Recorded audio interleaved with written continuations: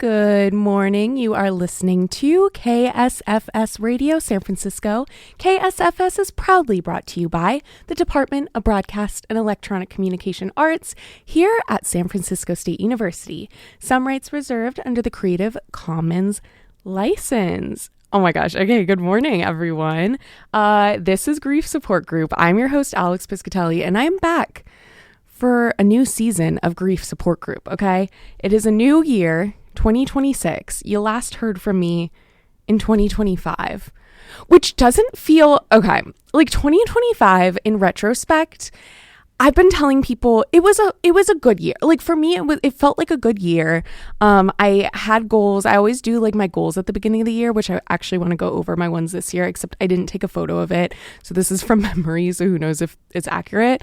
But 2025, like overall, it felt like a good year. Like I feel like it was the year of the breakup. Like I was telling people this, I feel like a lot of people like went through breakups in some like way or capacity in 2025. Not me, but I feel like other people did. And so I found that a really fascinating year. So I guess what I'm trying to tell you is if you have gone through a breakup this year, please send an advice question about it. No, I'm just kidding. Oh, wait, I forgot to say what the show is. Okay, so this is Grief Support Group. We're 2026 is the year of assumptions, I think. No, assuming that you know what this is. Anyway, this is Grief Support Group, and this is the show where I talk all things pop culture, my research on grief and media, and I answer your advice questions. So if you have any advice questions that you want to send in, you can do so at bit.ly/KSFS advice. Okay, I'm super excited for today's show because it feels like it's been a while. I guess it's been almost a month at this point since I've done my last show. So we're ready to get back into it. It's mid-January, 2026. I feel like it's the year of just... So I made my words for the year be like community, offline, and thinking. Like those were my words. They're not, now that we're 2 weeks into the year, they're not aligning the same way they were originally. So community was a word that I had for 2025 as well. And it just feels like, yeah, like duh, you know what I mean? Like I've talked on this show plenty of times how community is like the most important thing in life. So why would that be my word for the year over and over and over? Am I just going to do that forever? Like I feel like that's unnecessary. So I'm like community, you're done. Like you're out. Okay, next, offline. So I feel like last episode I talked about how I deleted Instagram, and like I'm still kind of off Instagram. I go on my desktop, and also like I download the app. I download the app on my phone when I like really have something I want to say or share. So like I'm not off Instagram, like I'm not offline, but I am off of it in a way that like I'm not normally. And it's funny because I talked about this on my last show, so I won't get into it more. But like the reason I got off Instagram was it just felt like I was spending too much time on there. It felt like I followed people from Love Island, and people were posting like AI generated photos of themselves. And these are like hot people that get cast for Love Island. So it just pissed me off because I'm just like, okay, like if they're doing AI and they don't even know what they look like these AI photos don't look like them. Like what's the hope for the rest of us, right? And so it just made me immediately delete it because I just felt like we're losing that community that I think was what like social media used to be about. You know what I mean? Like I've always loved social media. Like I remember in high school, people signed my yearbook like Twitter Queen because I was always tweeting. There's one thing about Alex Piscatelli in 2014, like she was tweeting, you know what I mean? And so like, it's sad. Like I miss what social media like could have been or should have been if it wasn't for like corporate greed and like whatever.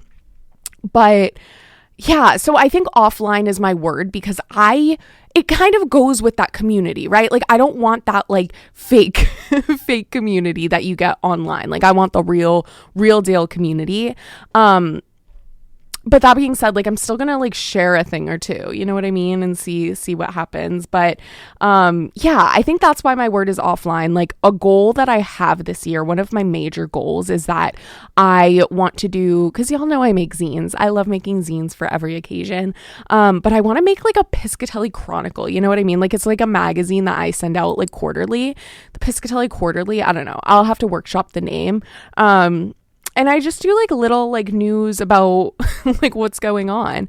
I think that would be really fun to do, because I miss like something kind of like a formative experience I think I had growing up was, well, when I was too young, because my sister's 9 years older than me. So like she would get 17 magazines when she was like middle school age.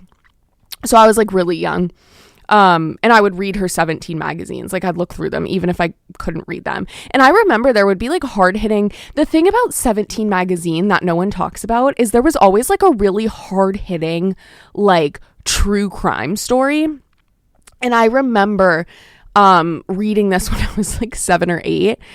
And there was a story in the 17 magazine that was like about like a mom who like poisoned her daughter and like made her drink bleach and stuff.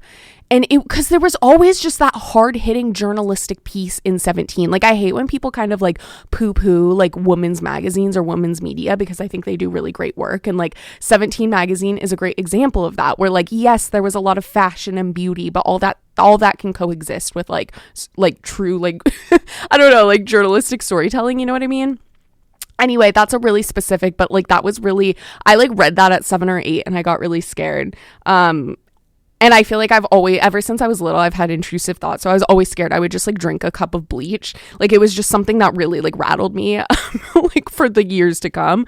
But anyway, so like I would love like first reading my sister's 17 magazines. And then when I was in middle school, I think I got my own 17 magazine subscription. And then in high school, I had my own Cosmopolitan magazine subscription. And I used to love, oh my God, like that, because it was a once a month, I'm pretty sure. When I would come home from school and there'd be a Cosmo or a 17 waiting for me in the mailbox, like I knew it was going to be a good day. And I would just like lay on my bed, on my belly, and like read the magazine. And you know what I mean? Like on my elbows, and just be reading it until I finished it. And it probably would take me like what, an hour and a half, 2 hours to like actually read through the magazine. And I loved that, because like it's I don't know, there's something so special that I'm focusing on in 2026 about physical media, and like something that you can like sit with and hold, or like hold and like insert, that sounds crazy, but like that you can listen. Like I say that because I've been watching DVDs, because we just got a DVD player. Like my husband's mom gave us her old one, and so we've watched DVDs and like got them from the library. Or like we finally got a cord to connect my CD player into our speakers, so I've been listening to CDs a lot. And first of all, I love I'm so sorry, because like obviously this is a radio show and like people love their music, whatever, vinyls, whatever, but like I'm a CD girl, okay? Like I was born in 1996, and like that is like where I was meant to be born. Like I love a CD. Vinyls are fine, but like I'm listening to like Sweetener and I have to switch after 3 songs to the next. It's just complicated. Whereas a CD, you can skip Breathe In when you don't want to hear it on Sweetener. Like you can just listen to the whole thing. You can skip what you want to skip. I love a CD. I will always, CDs are my favorite way to listen to music. I love a CD. Anyway, I don't even know what I was talking about. Oh, well, physical media. It's just, I think there's something so special about being able to hold the thing that you're gonna, like, I don't want to say the word consume, because that makes it sound the way that like it is now, right? We're like, I mean, I'm on Spotify, I'm playing these songs on this radio show from Spotify, but like, it's just like it Spotify and Apple like function the same way as like Instagram and TikTok and Twitter and all these things function, and even Tinder and Grindr and all these things, like where it's an endless scroll and you're constantly just like on Spotify, like you have to like physically stop the music to stop. You know what I mean? Like it's going to keep playing and it's going to do the smart shuffle or whatever. And it's going to keep giving you stuff that is going to reel you into the app and be on it forever. Whereas like a CD ends. a DVD ends. When I finished watching, I just watched People We Meet on Vacation on Netflix. I was like just like soaking it in, posting on Letterboxd. I'm sorry. At the end of the day, whatever. I'm a 21st century girl, okay? But I was posting on Letterboxd and I was just letting the credits roll. And then it starts playing a bunch of previews for other movies. And it's like you can't just sit with the media that you have just watched. Or again, I don't want to say the word consume, but you can't just sit with it. Because it's pieces of art, right? Like so many hands went into making whatever CD or music or movie you just watched, and you're just meant to like move by without thinking about it again. And I don't like that. And I like that physical media literally physically makes us slow down and sit with the thing we like listened to or watched or read, and that's that. You know what I mean? Whereas like if you're reading a magazine on your Kindle, which I have a Kindle, I admit, but like if you have Kindle Unlimited, which I don't because it's just I don't have that, okay? I'm not out here reading like 100 books a year. But like if you have that, like I think you get unlimited magazines with Kindle Unlimited. You're reading a magazine and then you're immediately going to the next one, going to the next one, going to the next one, and you're not sitting with it. Whereas like when I used to read my Cosmos in middle school, in high school, I would be reading that information, sitting with it, holding it in my hands, physically turning the pages when I was ready to turn them and not when the app was. And yeah, it made you slow down. So anyway, I guess 2026 is the year for physical media, okay? It is the year for offline, but that's really what I meant by offline. And then my other word was thinking, because I just feel like there's going to be big thoughts this year, okay? We're thinking big, we're thinking hard, and we're going to let our thoughts run. I think it's really important to think. Like, I love thinking. I'm trying to do it less. I'm trying to be more mindful. I'm trying to soak in moments more rather than think and think and think. But you know what? Sometimes there's a role for thinking, and that's a role I'm willing to take. So I hope you all feel this way about 2026 too. I think it's going to be a crazy year because I'm graduating. Like, I'm waiting to see if I get into PhD programs. I don't know. Yeah, there's just a lot going on. I don't know where I'm moving. I don't know what's happening. I don't know where I've been or where I will be. But I'm excited to have you all along for the ride for that. So that all being said, this is Grief Support Group, okay? Today we're going to do a little bit of a thesis update because I do have updates. Then we're going to be talking about the Traitors because I don't know if y'all are watching. I am certainly watching and I have many, many opinions. And then we have 2 advice questions today. So we're going to be talking about a breakup that happened because a love of the life came back. I don't know. We'll see. We'll see how that goes. And then we're going to be talking about supporting a partner in their grief. So first, we're going to take a little bit of a music break. Okay. One last thing is that the first song I'm going to play is the new Bruno Mars song, I Just Might. I'm obsessed with it. I actually think it's like oh my God, like it's one of those songs, you know what I mean? Like it's one that I listened and I was like, no, this is an all-timer. Like this is a good like song and I know my mom would love it. So I love it, especially for that. But also, like, I signed up for his pre-sale and I'm like, I didn't get Ariana tickets. I didn't get Sabrina for her short and sweet tour. And I didn't get Jade. So, like, I must be getting Bruno Mars because what is going on? I didn't realize pre-sale was yesterday. I had no idea. I thought it was next week. He added, like, new dates for today and today's general sale. So I set a calendar reminder. I'm hoping that it actually happens today. But anyway, think of me as you listen to his new song right now. Welcome back to Grief Support Group. I'm your host, Alex, and you just heard I Just Might Bruno Mars and Kitty Cat by Beyonce. Okay, we are in the part of the show where I discuss my thesis update. Yes. And then I will also be talking about the Traitors. Okay. Treacherous Traitors. Okay. Well, first let's get into my thesis, because we are, okay. So the last update you all heard is that I I think the last update you got is that like I got approval from the review board, which you have to do if you are working with human subjects in any capacity, which I'm doing interviews. But a little recap of my thesis is that I am looking at how fans of teen drama television shows understand and interpret grief. Because obviously you think of like This Summer I Turned Pretty, you think of Never Have I Ever, you think of even like One Tree Hill and Glee. And you think of how these shows all like portray death and grief in some way, right?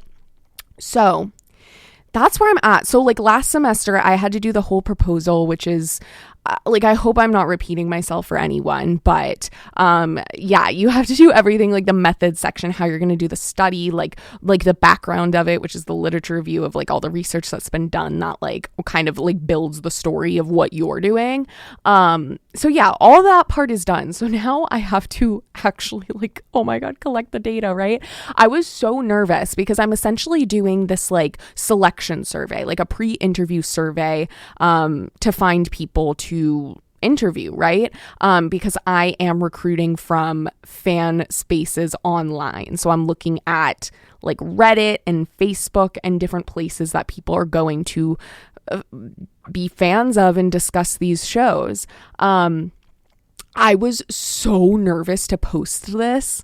So basically I need like up to 10, I'm doing up to 10 interviews, like 6 to 10 interviews. Sweet spot is probably like that 7 or 8 interviews, right? So I was like, that's all I need. Like, I just need enough people to fill out my survey that I can get that many interviews from. Like, hopefully it's fine. And my selection survey basically just asks like what shows they've watched, and I have like 8 different options of teen dramas that all talk about grief or depict grief in some way. And then I asked like which ones of those they're a fan of. And then I asked if they like think or talk about grief from these shows.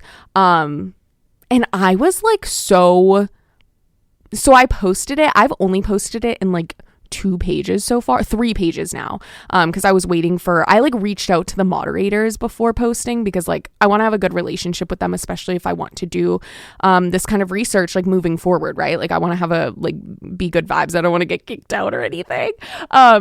So because I'm like using a Reddit that's for grief and media, because I don't want to like whatever, like I'm not like a Reddit poster, so I was like, I don't know what to do.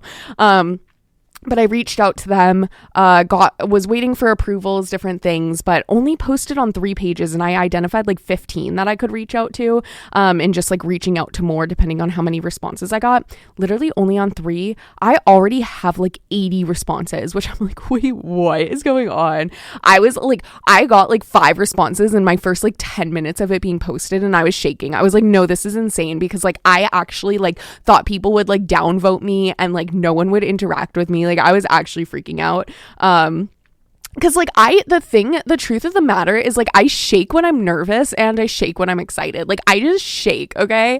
I don't know why I thought that do the Harlem shake. Anyway, but so like I was so, oh my God, I was like so caught off guard. I had no idea people would reply. So where I'm at now, and oh, I meant to say this too, of all those responses, like almost every single person said yes, they like think about grief or talk about grief in these shows. And I'm like, that's actually insane, because like I'm out here being like, wait, are people like thinking about the grief in these shows? Are they like, you know what I mean? Like, are they really thinking about it? Are they there for like different parts of the show? Like, what is the part that they care about and are like taking with them? Which obviously is like what my study is about, right? Like I want to investigate that. I want to find that out. Like, what is the thing that's like, how is grief in these shows like making them think about grief? And just to see so many people say yes, I'm like, that's so insane. I'm literally so excited.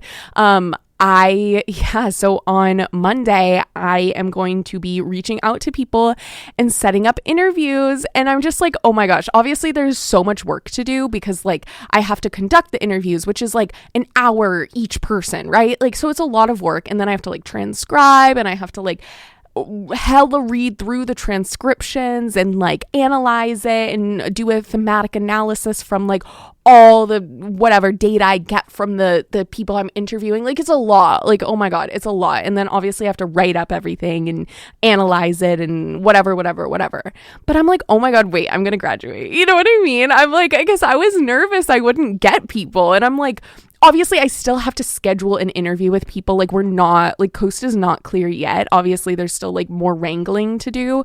But the fact that people were so enthusiastic to, like, fill out this survey from a random person on Reddit. And I introduced myself, like I said, I'm from SF State and I'm doing this research and whatever. Like I did it professionally and I got approval from the review board. So like we're all good there. But like, oh my God, like it was so crazy. So I'm really excited because yeah, I think that was in my thesis proposal defense. That's the thing I identified that I was most concerned about. I was like, what am I going to do if I don't get respondents? Like who's going to want to share, like who's going to want to share this? Like, I don't know. It just made me really nervous. And I was like, I feel like I would participate in something like this, but I'm also someone who would do this crazy research. You know what I mean? So like, I didn't know if I was the average person on this fan page, but oh my God, to see those responses literally made me feel so good. I'm still stressed out. I will still keep you all updated, certainly. But yeah, it was a really good feeling. I can't lie. So yeah, more to come there. I can't wait. I'll keep you all updated. Hopefully by my next show, like I have like interviews scheduled. So we shall see. Okay. So let's talk about everyone's favorite reality show, The Traitors, okay? We're back for season 4. It just came back last Thursday. Oh my God, wait, new episodes dropped tonight. Yeah. Okay, Thursday's a good day, okay? Because grief support group, yes. And The Traitors. Like Thursdays are it. Wednesdays, I used to say in undergrad, like there was a time period in like 2018 where like Wednesdays were really good because Wednesdays had Survivor and they still have Survivor. Survivor is kind of making me annoyed, but that's a story for probably next week's show. But yeah, like I love the truth of the matter is I am like a pop culture is at my heart. Like I will let my mood be dictated by like what is going on in the things I'm watching. Like, and it's the truth. Like if I'm watching a lot of The Traitors, I'm gonna be pretending like I'm a traitor. Like that's just how it goes. Like I don't know how to separate the media that I'm like watching with my personality. That's just like not how I work. That's not how I function. So anyway, I'm obsessed with The Traitors. I think what I love about it, and I need to be more well-versed in it in the sense that like I've only seen the US seasons. I haven't seen the UK seasons. I think there's like Canada ones. I feel like there's like New Zealand one. Like I haven't seen any of those ones yet. And I would like to. But the American one, it's just like so the first season they had half like real people and half reality stars, and then since season 2 it's been all reality stars, and they just have like people from all different places. Like they have their gamers, which people call them on the show, and there's like such a meta game going on too, because like a gamer is always like in the turret, which is like where the traitors go and make their like kills. So there's like always a gamer, but this season there is not any gamers, although I would argue Love Island is a game, but we'll get to that. But yeah, so there's Survivor and Big Brother people, like Boston Rob was last season, Parvati and Sandra were on 2 seasons ago, all from Survivor. So it's star-studded, and then there's Housewives, and there's people from Love Island this season, and then there's like, yeah, no, it's such a good show. And the thing is, so 3 episodes dropped. And here's my one gripe with The Traitors is that I don't really understand their release schedule. And let me say this. I was playing this card game and it's called, I could not tell you what it's called. Basically, you play with a group of people and there's like rank cards. So there's cards that are labeled 1, 2, 3, 4, 5. And then you like pull 5 random cards that have like something on it. And then you rank am I explaining this well? So like I pulled 5 cards that were like podcasting, binge watching TV, picnics, like etc. And then you have to rank, like it's all random 5 things, and then you rank what you like best to least, and then everyone else has to guess like how you ranked it. Anyway, so like I had a card that was like binge watching TV, but it went up against podcasting. And let me tell you, like podcasting is probably like my number 1 favorite thing above television, but like I don't like binge watching television. The truth of the matter, and this is like what I was talking about savoring things, like I love a weekly release schedule. Like I think that's how television is best consumed. Like I want to sit with an episode for a week and then get excited about what's coming the next week and whatever. Like I want to sit with that and that feeling of like, you know what I mean? Anyway, all this to say is they released 3 episodes this week or last week, and now they're releasing 2 this week. And then after that, it's going to be 1 a week. But it's just like, why? Like, why not just like stretch it out longer so we can savor it and be more excited longer? Because also a lot of people already got eliminated. And so we can't even savor that. Let me tell you, I am a Rob Cesternino fan. I had someone in the class I taught last semester who told me, she was like, the one person I am parasocial about is Ariana Grande. And I've been stealing like her saying that because that's how I feel about Rob Cesternino. He was on Survivor season 6 and season 8, which was like obviously 20 years ago.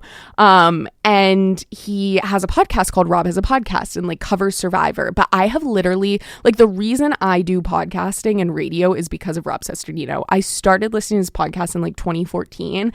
I literally was reading through old journals last night, and I had a journal entry about how I love him so much and want to intern for him in like 2015. Like that's how deep my love runs. So he's already out on the Traitors, which I was like, okay, like I don't know, like all right. But like if we had 1 episode a week, I would have been able to savor him because he was out episode 3. So I don't understand that. Otherwise, the Traitors is literally such a good show. I think there's like a lot of strategy to be unveiled eventually, like Rob Cesternino and this guy from Big Brother named Ian were talking about how like you've kind of nailed down the traitor game. Like there's anywhere from 2 to 4 traitors like a season, and that strategically has kind of been unlocked, that game, but no one's really unlocked the game of the faithfuls, right? So there's like a lot to evolve within the show, which I think is really exciting. But one thing I especially wanted to talk about is that what I love about the Traitors is that I think it really normalizes conversations about death and dying. And I know that's going to sound like a stretch, but I just want to explain, because I think like, you know, when you hear like euphemisms that are like, oh, passed away, or we've lost, or different kind of verbiage like that where you're talking about someone who has died, I think we say those words like for our own safety and to like avoid those conversations of saying death, and to kind of, because we don't understand death. So it's like, okay, let's say passed away because it feels less severe.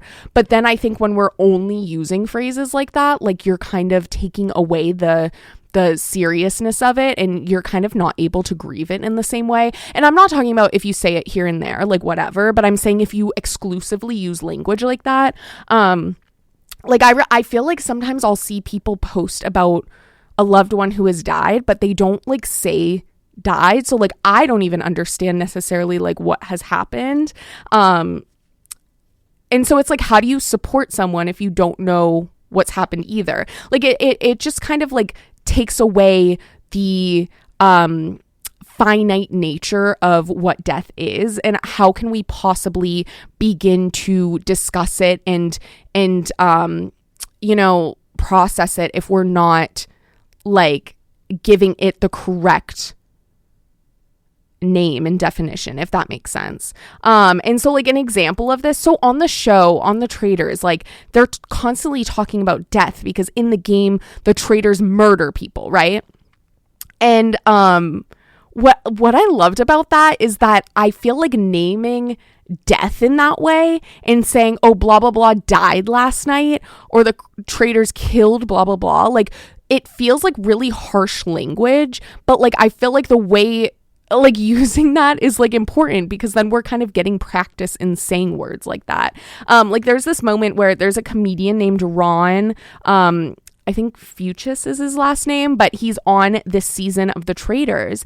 And during one of the round tables, he was talking about the Big Brother player Ian. And he says, last night when Ian passed away. And it's this moment that like felt so silly. Like him in the game saying this person in the game passed away. Like, I feel like everyone was kind of like, what? And I saw people talking about it online too, because it just sounds silly. It sounded weird. Like, why would he say passed away, right? And I feel like I like that in the game it sounded so weird because then it's like, what are you talking about? And I think that can translate into real life. Like, I think the words that we use carry a lot of weight and carry a lot of power. And if we're unafraid to say death and dead and died, we're going to be less afraid to talk about grief. So I just love that the Traitors is like, we're talking about people who have died and it doesn't feel like a conversation that we have to shy away from. And of course it's all a game. But I think it still nevertheless persists, allows us to talk about death in these ways. Okay, well, that is my Traitors talk. I'm sure I will have more. By the way, if I'm ever on the Traitors, like, because they're doing like a civilian season, I was low-key like, should I apply? I want to be a traitor. Like, I don't care that there's a faithful game ready to be unlocked. I want to be a traitor. Like, I would kill people no problem on the Traitors. Okay. So we're going to get into our advice questions, but first we're going to take a little bit of a music break and I will see y'all soon. Welcome back to Grief Support Group. I'm your host, Alex, and we just listened to Flip Flop by Megan Thee Stallion and Knew Better / Forever Boy Ariana Grande.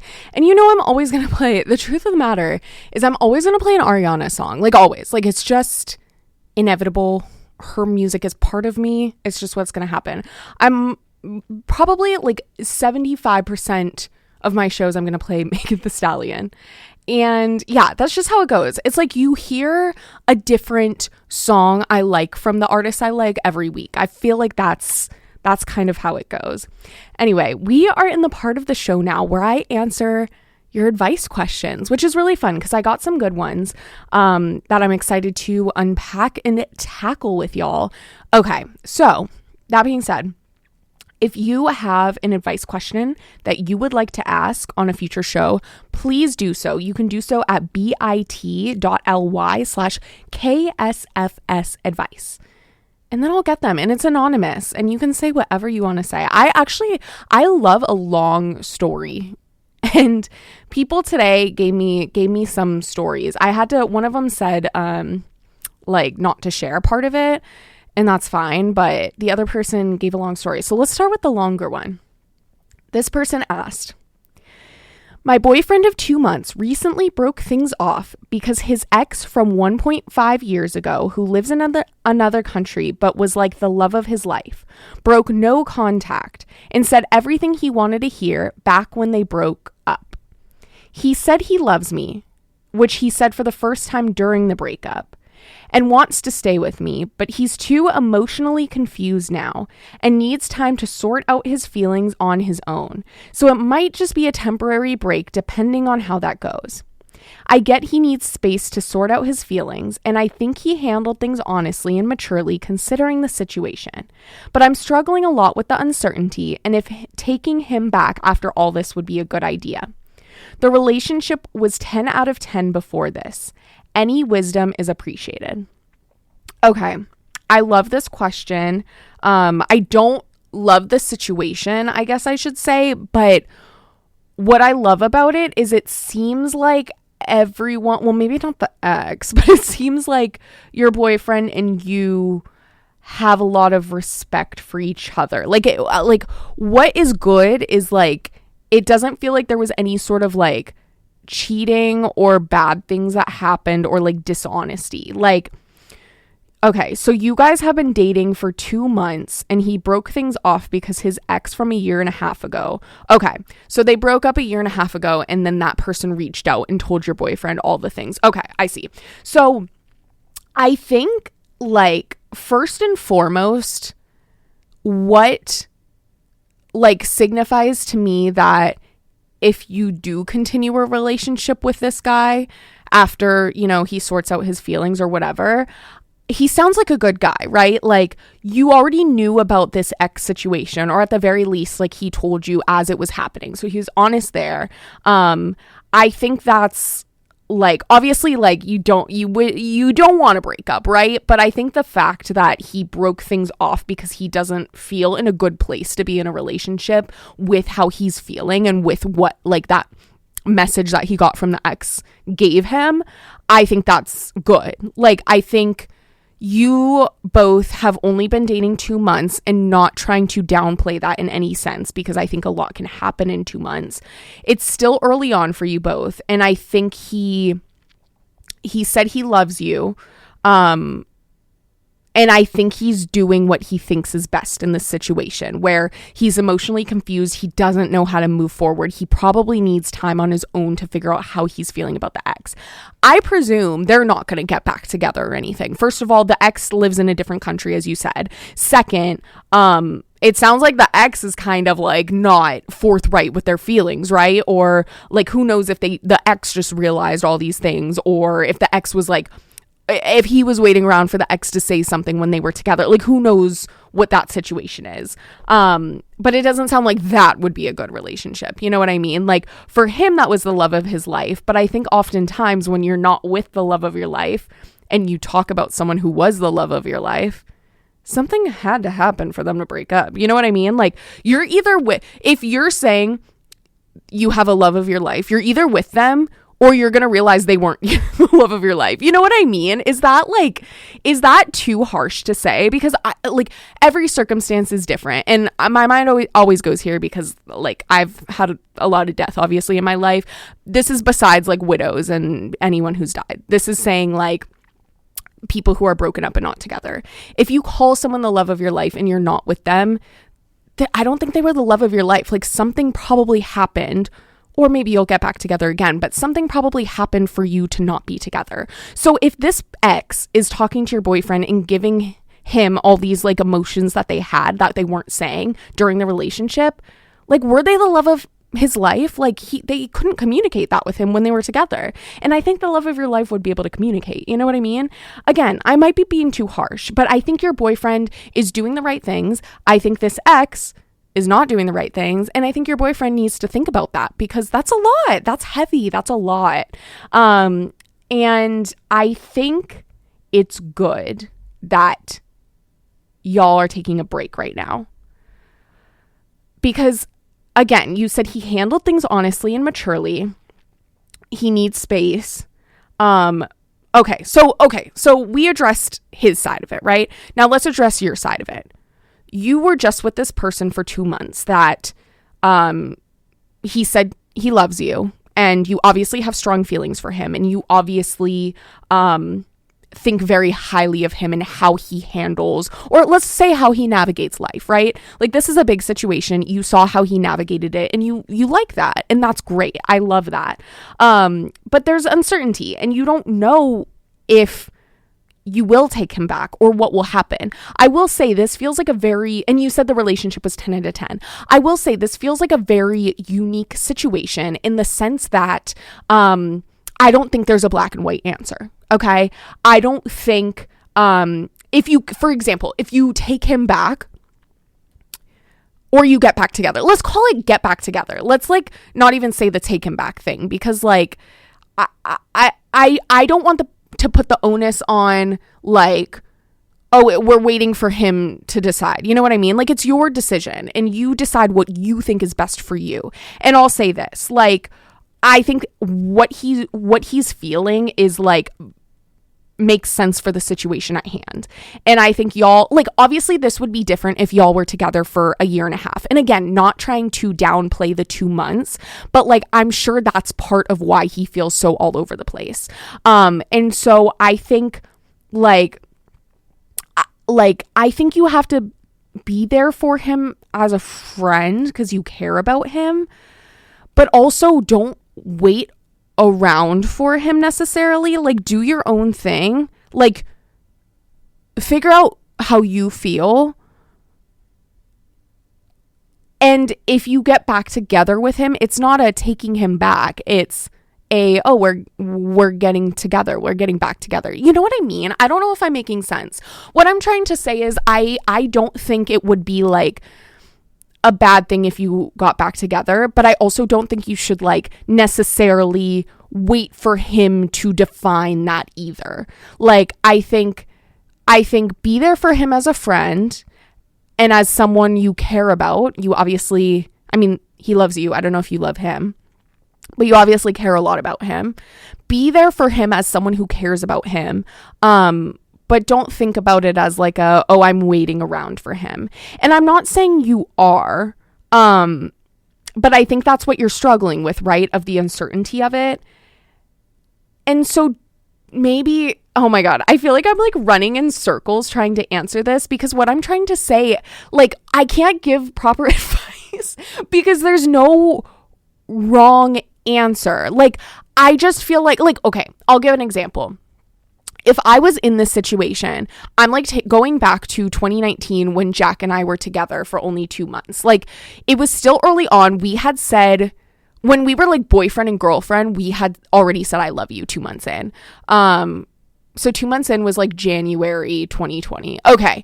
We had already said I love you. Like, I already knew I loved him. We had already said we wanted to like spend our lives together. But if someone from his past and then we broke up because he was conflicted, oh, you know what? I guess I would be bothered by that. Okay, I'm so sorry. I'm like going back in time and now I'm thinking about it. I guess I would be bothered by that. But again, this was, me and him were 2 months official, but we had been talking for like 2.5 months before we were official.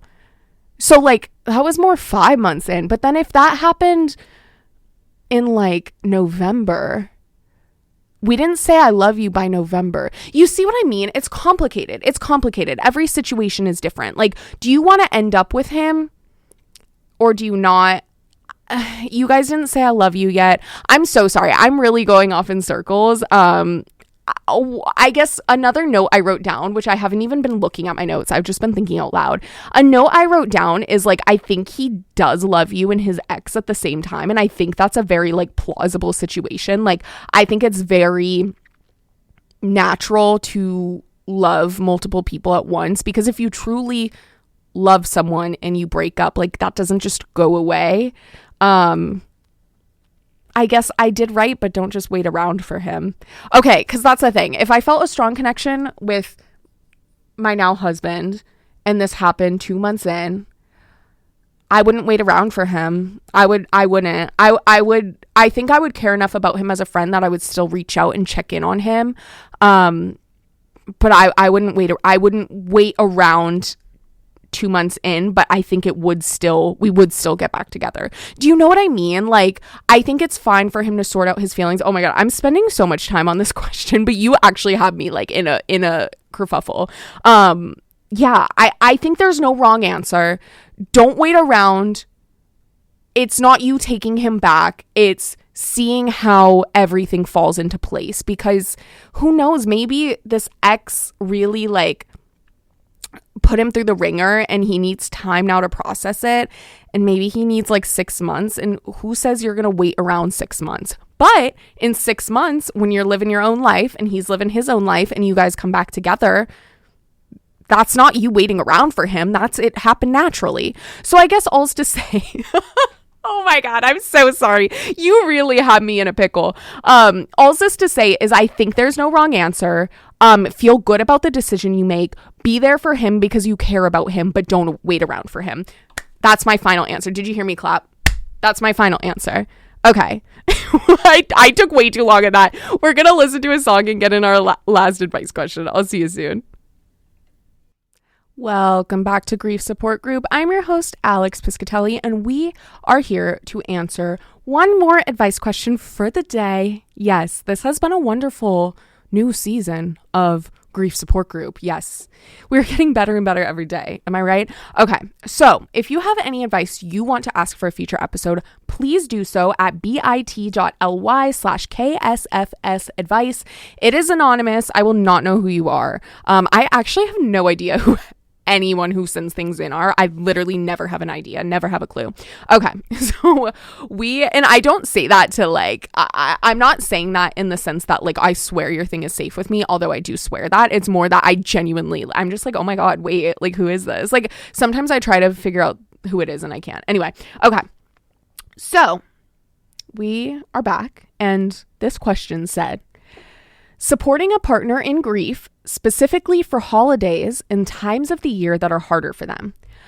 So they gave some context that they didn't want me to share, but essentially their partner's dad died and the holidays are hard for them and their family, but the writer doesn't necessarily love the holidays either.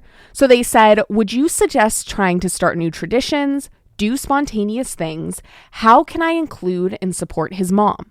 Excited for your thoughts and ideas. Well, I love this question. I just love, like, there's something really special about, like, getting a question like this because it's like, I don't know. Okay, like, obviously, like, this whole point of this show and everything I do is to, like, normalize conversations about grief, right? Because then it makes it easier for everyone because everyone either has or will experience, like, a very deep grief in their life. And so what I love about this is, like, this person's dating someone who has lost someone and maybe they don't have that situation themselves, or they have lost someone but not someone so immediate in their family like a parent, and you're thinking about it, you know what I mean? Like you're critically thinking like, how can I support this person that I love so much? And I think that's a really beautiful thing. Okay, so that being said, the holidays are hard for them. Makes total sense, and for their family, but you don't love the holidays either. Start new traditions, do spontaneous things. So the first thing I want to say, which I don't know if you're necessarily thinking this way, but I want to get it out there anyway, is that don't feel like you have to solve anything. Again, I don't necessarily think that's what you're thinking. But like based on the context you gave me, it's been a few years since your partner's father died. And I don't know how long you've been dating your partner, but like, I think you want to make sure you're not trying to like solve everything either. You know what I mean? Like, because the reason I say that is because you talked about like supporting his mom too and like doing all these things. And I think that's great, but don't feel like it's on you. You know what I mean? They have had years to establish what traditions they want to do. And I don't think you necessarily need to make new traditions for the family. I don't know if that's what you're asking again, because you said trying to start new traditions. I don't know if this is just between you and your partner, the new traditions, or the family ones.